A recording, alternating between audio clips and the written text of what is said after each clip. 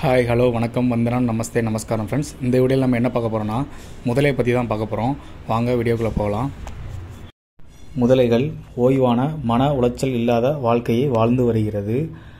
இது அதிக நேரம் வெயிலில் படுத்து கொண்டிருக்கும். இந்த செயல் அனைத்து ஊர்வன விலங்குகளுக்கும் முக்கியமான ஒன்றாகும். வெயிலில் அதிக நேரம் இருக்கிறதுனால அதோடைய உடல் வெப்பநிலை அதிகரிச்சிடும். திடீர்னு இது பார்த்திங்கன்னா தண்ணீருக்கு சென்றதும் வெப்பநிலை குறைஞ்சிரும். இப்படியே மாற்றி மாற்றி இது பண்ணிக்கிட்டு இருக்கிறதுனால தன்னுடைய உடல்நிலை வெப்பநிலையை தக்க வச்சு கொள்ளக்கூடிய ஆற்றல் இதுக்கு இருக்கிறதுனால முதலைகளை நாம் தெர்மா ரெகுலேஷன் சொல்லிட்டு அழைக்கிறாங்க. முதலைகளை வழக்கமாக பார்ப்பதற்கு மெதுவாகவும் சோம்பேறி மாதிரியும் இருக்கும். ஆனால் பார்த்தோன்னா இதை ஏமாந்துடக்கூடாது. ஏன்னா இது நம்ம நினச்சி பார்க்க முடியாத அளவுக்கு வேகமாக ஓடக்கூடிய ஆற்றலை கொண்டு இருக்கு. எங்கெல்லாம் பார்த்தீங்கன்னா நீர்லேயும் சரி நிலத்துலேயும் சரி செம்ம ஸ்பீடாக ஓடக்கூடிய ஆற்றலை இந்த முதலைகள் கொண்டு இருக்கு.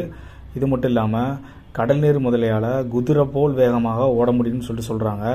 இதோட மட்டும் இல்லாமல் இது அவைகள் வேட்டையாடும் திறனை நிலத்துலேயும் சரி தண்ணீர்லேயும் சரி அதிக ஸ்பீடாக பண்ணும்.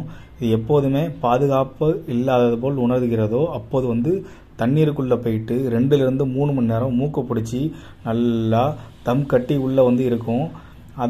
அதோடு மட்டும் இல்லாமல் முதல்ல பார்க்குறதுக்கு முரட்டுத்தனமாக இருந்தாலும் சில நேரத்தில் இது மென்மையாக இருக்கக்கூடியது.